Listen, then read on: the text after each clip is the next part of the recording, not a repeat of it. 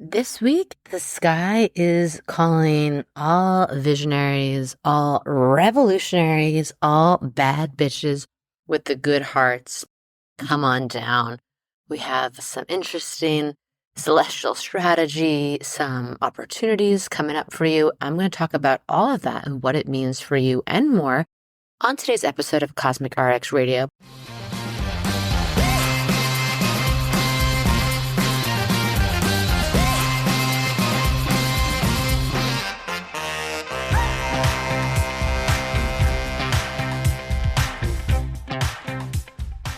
Welcome to Cosmic RX Radio, a podcast that gives you real-life tools of spiritual empowerment and pure hype.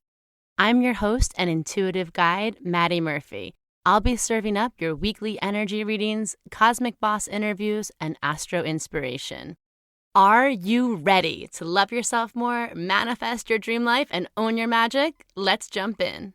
I'm your host. I'm your girl, MADI Murphy, high vibe hype woman, emotional support astrologer during these times. I'm going to talk about current events more in if astrology isn't real. Just going to focus the rest of the podcast on you, my people. I've had some really great conversations over the last week or two. As always, you all give me so much hope, so much optimism, so much strength. And I just want to say thank you for that. I fucking love this community. I love every one of you who listens to the podcast, who reach out. I also love the members of the Lunarverse and the ways we get to connect and in our circles and in our chats. And all I have to say is thank the goddess for you right now. So in terms of this week coming up, we are in the last day this podcast comes out is the last full day of Pluto in Capricorn. As of November 19th, we are in a whole new era and we are staying there till 2044. So buckle up, buttercups. We got this. We are officially in Pluto and Aquarius. See ya. Wouldn't want to be ya. Bye, Felicia. Bye, colonial, patriarchal, industrial complex, Pluto and Capricorn. What have we learned? We're going to go over that. We're going to talk about entering Sag season. Aquarius and Sag are the two visionaries of the zodiac. No ifs, ands, or buts. That's on God. That is just period. So what does this mean for us? There's a lot of new vision energy, a lot of new potentiality brewing, even if we're not feeling it right now. There's also a lot of fire because we have Mars and Leo that we've had, all month, but we are going into Sag season. We have lots of fire in the sky, and then we are getting ready to approach that Mercury retrograde on the 25th. I'm going to give you a little heads up about it this week so we're prepared. All I'm going to say is with the holidays coming up, we have Mercury retrograde, Mars retrograde. It's going to go down at the dinner table. If you want to debate with your kooky Uncle Steve, you got to think about how much you want to protect your peace and how much you want to speak your truth. Okay. If you're traveling, if you have packages that need to get places, we're going to want to think about that ahead of time. And I'm going to give you the ingress dates. The Mars stations retrograde Mercury stations retrograde on the 25th. So I usually like to avoid traveling on those exact days if it can at all be helped. Again, giving you what we're talking about today. It's fire, it's visionary, it's also retrograde. And there's just kind of an opportunity to slow down. We're ending the year really going inward and reflecting because we got a big ass 2025 coming up. Speaking of Virgo announcements, if you haven't and you want to come join us for the 2025 astrology forecast webinar, we've done it every year, I think since 2020. We just go through the big main astrology for the year. So you have an overview. We're not caught by big surprises. I talk about the history of these cycles, how it may play out now, what are the cosmic RXs. We always end too with just some horoscopes and messages for your actual sign or element themes for the year. It's really grounding to me to have all that information at once. So come join that. We do it live. Of course, there'll be a replay, but it is really fun to hang out live and do it. It's one of my favorite traditions. And other Virgo announcement, you still have time to get your pre-order of our limited edition run of our Notes from Your Higher Self deck, if that's something that you want to bring into your practice this year or give someone for a gift. Those will be shipped out on or before December 15th. So check it out and check out our Instagram. I've been doing lives with them. We have a lot of fun, like you all sending us pictures and videos of you using the deck, which we love. So let's get into it. Let's talk about what UTF is happening out there. If astrology isn't real. Okay, so for this week's If Astrology Isn't Real, I'm taking it out of the USA. I am so tired of talking about the US, about us. Is this play about us? But I saw something that was really Pluto and Aquarius coded that felt very emotional. It really felt like people coming together in discomfort, taking back their power to the people. Some of you might have seen this video like gives me chills, makes me cry. But it happened in New Zealand. There was a historic moment in New Zealand's parliament as 22-year-old Maori MP Hana Rawhiti Mapi Clark, I apologize if I mispronounced any of that, but she led a haka protest, which if anyone's ever seen the Maori perform a haka, it is so chilling and potent. And he led a haka protest right there on Parliament floor against a highly contentious bill, which I guess essentially, I don't exactly know, they were trying to introduce a bill in New Zealand that would essentially like redefine and revoke a lot of the country's founding rights and treaty with their indigenous people. And Pluto and Aquarius, like, not today. The fear, the anger, the intensity, the just like protectiveness in, especially in this lawmaker, in her eyes, she tears up this like copy of this legislation and her eyes go into this different mode and she does this haka and I'm going to cry just thinking about it. And she was joined in by other opposition members on the floor and the whole like session stopped and she was suspended over the protest. But it was such a great example of like power to the people. And also like in this country, I'm like, can we listen to more of the indigenous wisdom and indigenous leadership? This is how we also like need to show resistance. Like I keep thinking about our political parties. I'm like, I want this rawness, this fierceness. And especially when someone is coming for your people. And again, like, this whole thing is the whole treaty was trying to undo many historical wrongs that were done against the Maori by colonizers. And it was presented, of course, by a right-wing conservative coalition governments and, like under the guise of equal rights for all, but clearly just like bullshit. And I love that this lawmaker was like, not on my watch. No way, no how. So if you want to just get pumped up and you want to feel some of that resistance revolution energy in your blood and your bones, and you want to support our community members, our indigenous peoples in New Zealand and everywhere, go watch that. Let me know what you think. And we'll stay tuned for next week. Try to bring something a little inspirational to the table this week. Okay, so bringing it down now, bringing it back to the heart center, bringing it back to you, the moon. Who wants to talk about the moon? I just had to pause there and like breathe into lunar energy. We're always checking in with the moon to make sense of our emotional regulation, our emotional self-care. The day this podcast comes out, it's Gemini moon in the really early hours, but at 3:49 a.m. Eastern time, the moon was into Cancer. It's the moon's moon. It's a girl's girl kind of energy. So we have the 18th, 19th, and 20th with a Cancer moon. It goes until Wednesday, 8:50 a.m. Now, here's the cool thing about this moon in Cancer. This is our first Cancer moon days since September that's not working with Mars. So we might feel emotional, wanting to take care of ourselves, being at home, but there may be less like agitation or frustration or whatever we might have been dealing with since September in the Cancer part of our chart. And then, we're just going to look out for, as always, Cancer moon days. We don't want to be passive aggressive. We just want to be careful, like losing our patience with those that we love or feeling like smothering over people we love. That ain't it, babe. That ain't it, right? So, be aware of that. Then the moon was into Leo on Wednesday. And so Wednesday, Thursday, and Friday, we have until 6 p.m. Eastern time, moon in Leo. Now that is working with Mars. So that is heat on heat. Let's see the fun things of this. We're feeling creative. We're feeling passionate, driven, wanting to express ourselves.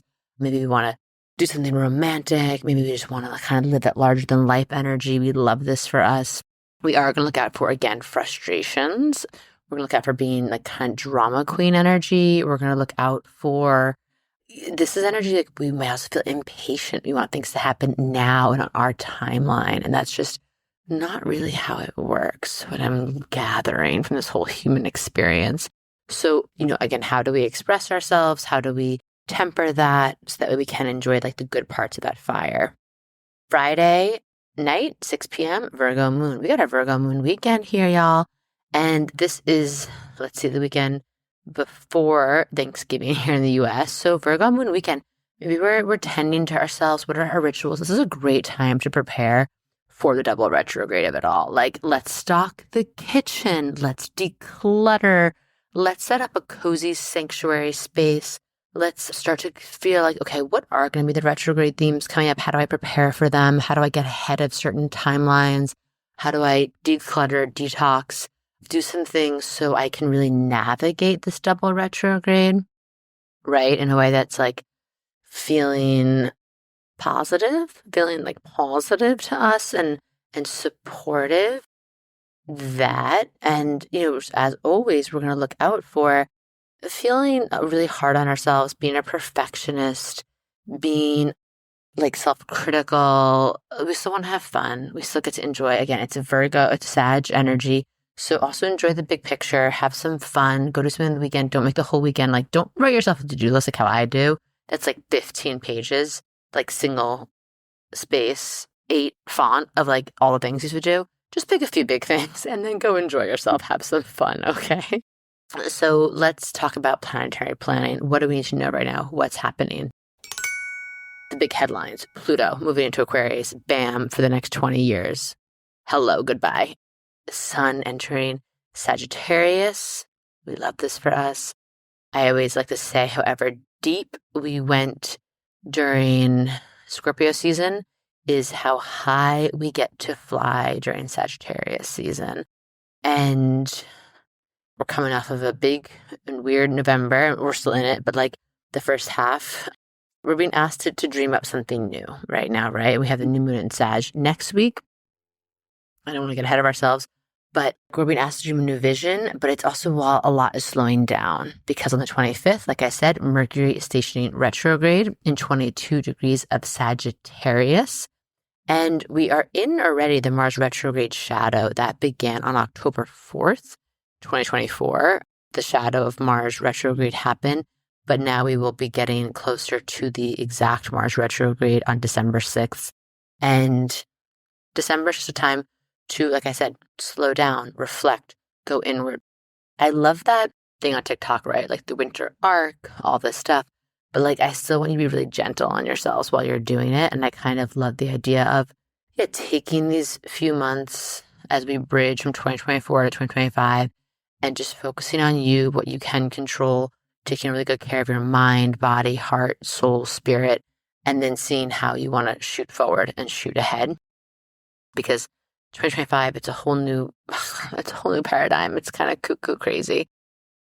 Back to Pluto and Aquarius. I've done a few episodes on this. We've talked about this a lot, but this Pluto and Aquarius first stationed, we got the first hit of it in March 2023. It's been going back and forth, and now it's here to stay. Pluto and Aquarius is just one of the most radical, defining transits of this current time we're in, because when we go through this Pluto transits, we've never lived through them before. Pluto takes roughly 250 years to go through a sign. So we're really like going through an unprecedented revolution.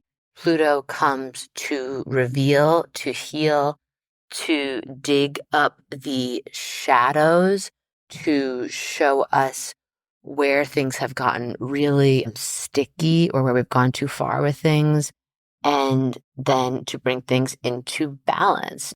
Pluto is not a neutral planet. Pluto wants to like seek and destroy and rebuild and radically transform. So we're going to see this happen in all the Aquarius themes. We're going to think of social groups or political groups, technology, the people, democracy, it is going to bring, like I keep saying, like power to the people, but it's not going to come without pushback, crackdowns, displays of fear lashing out from governments, institutions. This is the astrology of revolution. The French Revolution happened during Pluto and Aquarius. The age of enlightenment happened, and we moved more towards social sciences, humanistic morality, the Industrial Revolution, the flourishing of machinery. Haiti, Australia, the Netherlands all went through times of claiming independence during this time. Partisanship really became rooted here. Abolition movements arose in the US and Europe. Pluto and Aquarius is like, what does it mean to be humane? What does it mean to move forward, to have progress?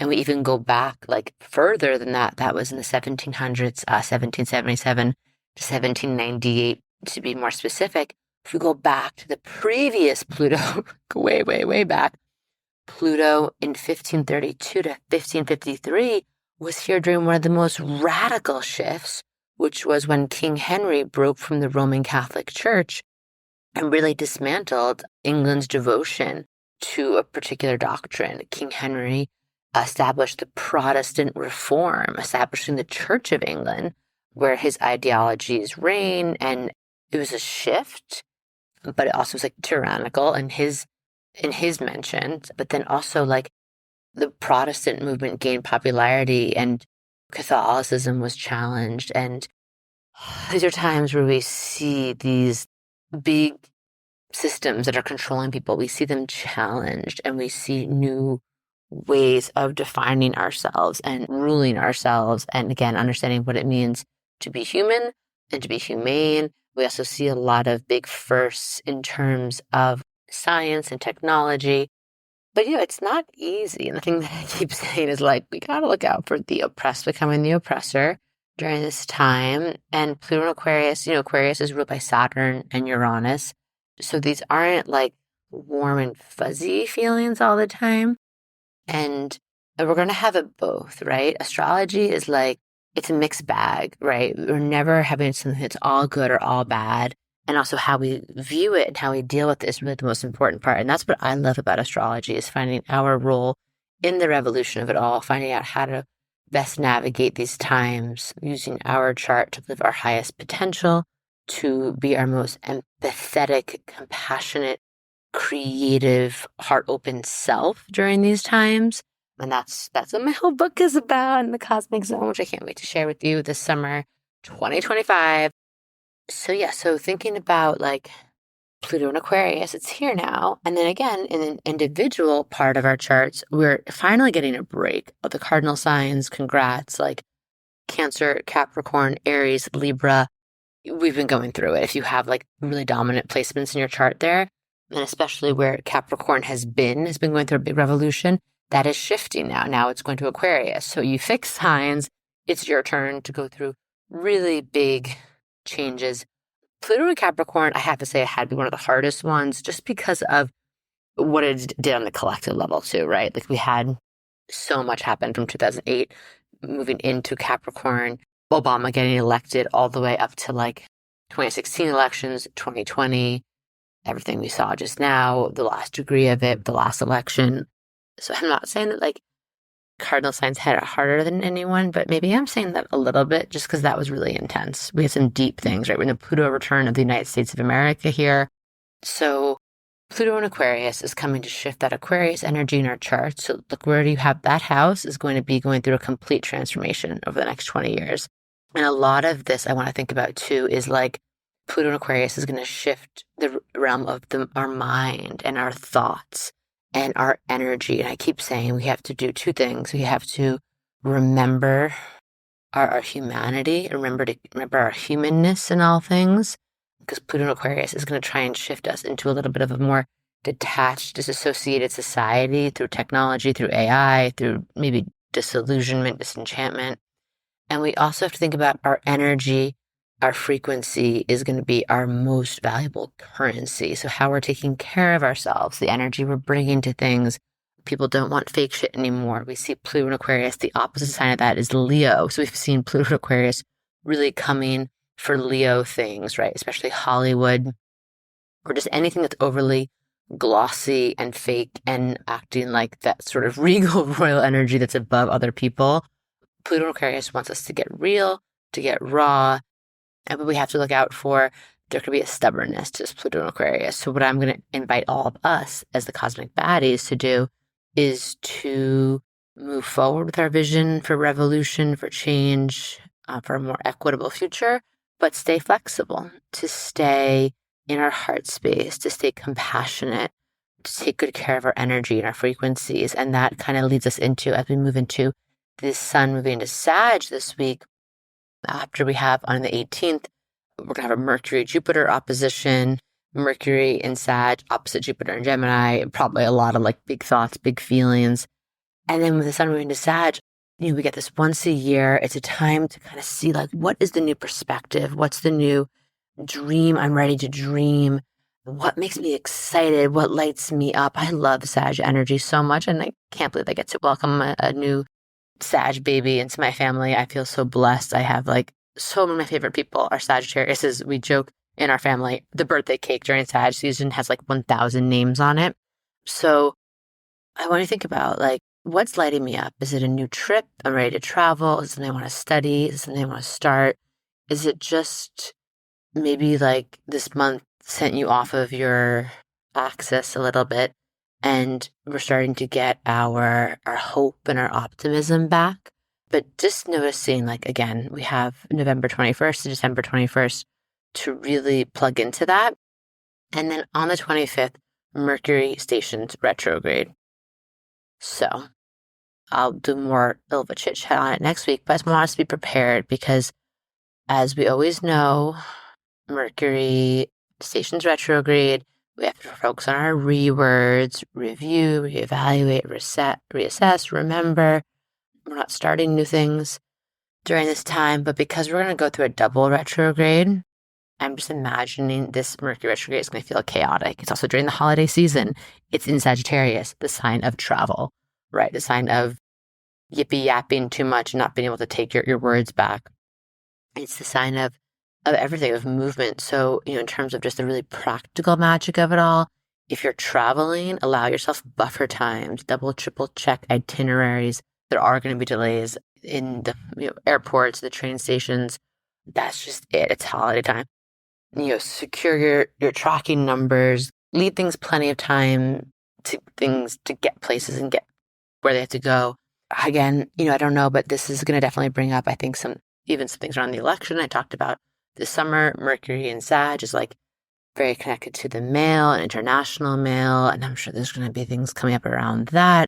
And I want you to like, really, again, just that extra care, the extra dotting of the I's, crossing the T's, ensure packages. Like, it is a time to speak up for your beliefs. Mercury retro in Sag, absolutely, but retrogrades, maybe like just think a little bit before you post, think before you speak. It's just going to like benefit us a lot. And then Mercury retrograde in Sag from like a really spiritual and magical perspective is like this pulling back of the arrow, pulling back in your bow of like, okay, can I clean up some loose ends for the year? So I go into 2025 feeling really clear. Do I want to close some things out that are open items on my queue? And do I want to kind of pull back of like, why am I doing all this again? What's my big why? And with Sag, it's like, what are the things that make me feel inspired? What are the things that make me feel free? What are the things that make me feel like life is really worth living? I think about that a lot with Sag. It's like this rush of energy, and we get really caught up in doing things and we kind of forget our big whys. So I would love during this Mercury retrograde to like pull back in ourselves and be like, how do I connect back into spirit, to my spirit, to being inspired? How do I connect back into what makes me feel free? Why am I doing certain things?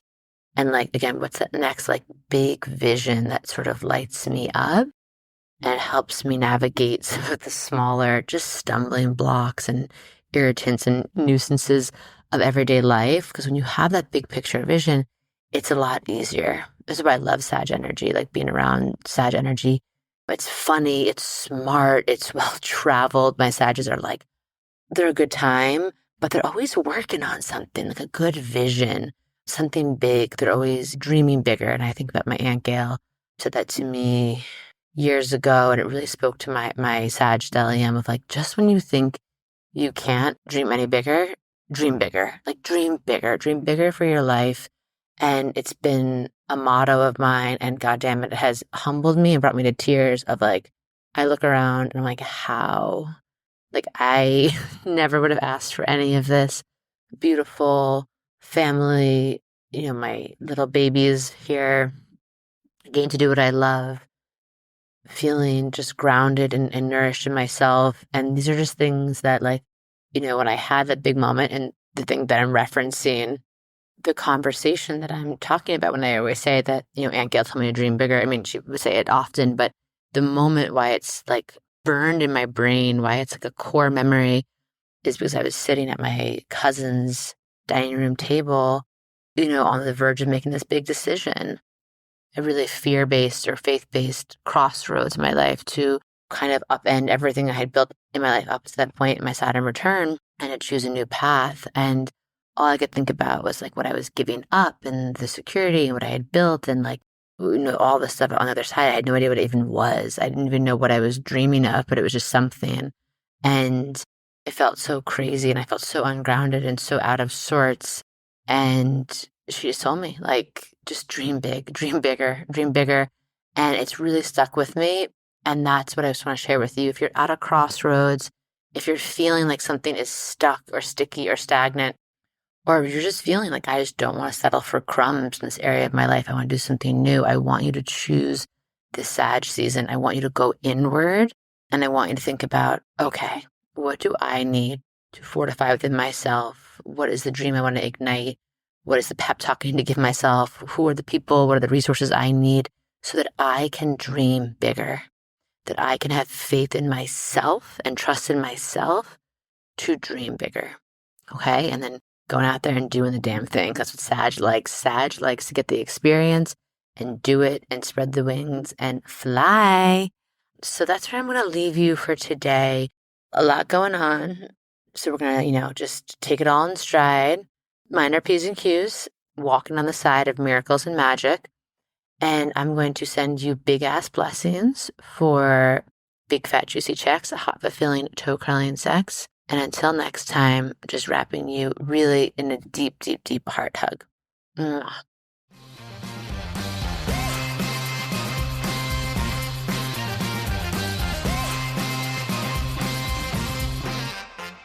Do you love getting your Cosmic RX for the week here and want more? Make sure to sign up for our premium subscription so you can get exclusive access to bonus podcast episodes, all of my astrology info for the month ahead, and live new and full moon calls to help you manifest your dream life with an intentional international community of other cosmic baddies.